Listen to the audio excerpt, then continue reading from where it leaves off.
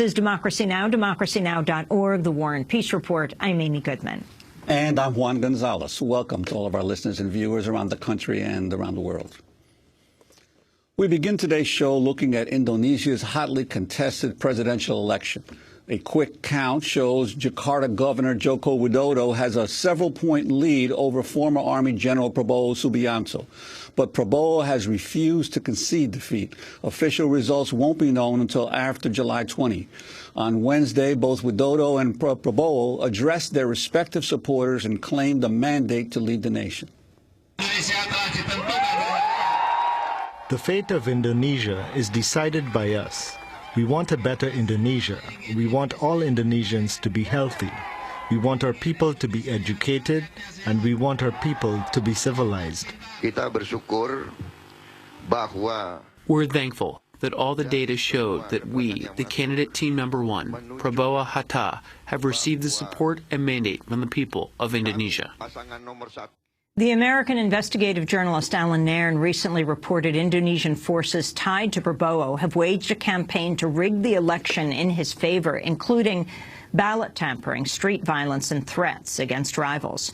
Prabowo, trained by the United States, has been accused of mass killings when he headed the Indonesian Special Forces in the 90s. Nairn's reporting on Prabowo became a major issue in the campaign, and Prabowo has now filed criminal charges against him, including inciting hatred against the Indonesian military. Indonesia's presidential vote will mark its first-ever transfer of power from one elected leader to another. For more, we go to Jakarta, Indonesia, where we're joined by Alan Nairn. Alan, welcome back to Democracy Now! We're talking about we're talking about the world's largest Muslim nation. Can you talk about the significance of what at least the quick count indicates, the victory over Prabowo Subianto, the Indonesian general? Well, I think this is a historic day. The prospect of fascism has been turned back in Indonesia. General Prabowo, who by all accounts lost, although he has yet to concede it, is a mass killer. He, for years, worked for the government of the United States. He has called for abolition of the direct vote. He has mused about fascism and dictatorship, as he was talking to me. He has said that Indonesia is not ready for democracy. But he almost won. He was on the verge of victory because of lots of money behind him, because of the covert operation he launched using the state's own special forces and intelligence illegally to try to fix the election, and because he ran on a platform that was the opposite of his record. He ran as a defender of the poor.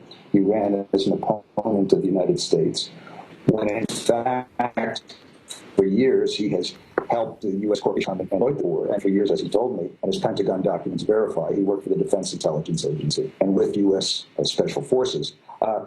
And this could have been a turning point that led back to the prospect of deep repression, as in the Suharto days, a rollback of freedom of speech, increased danger for advocates for the poor and for small farmers and small traders and people who fish for a living, and those who dare to stand up against the army and the police. There was real danger in the air just 24 hours ago. But now I think it is dissipating. Now I think Indonesia will be on a road where real progress is necessary. It is possible if a popular movement can mobilize, because there are indications that Joko Widodo, Jokowi, the parent president-elect, might respond positively if there is a mass popular movement demanding economic justice and demanding that killer generals be brought to justice.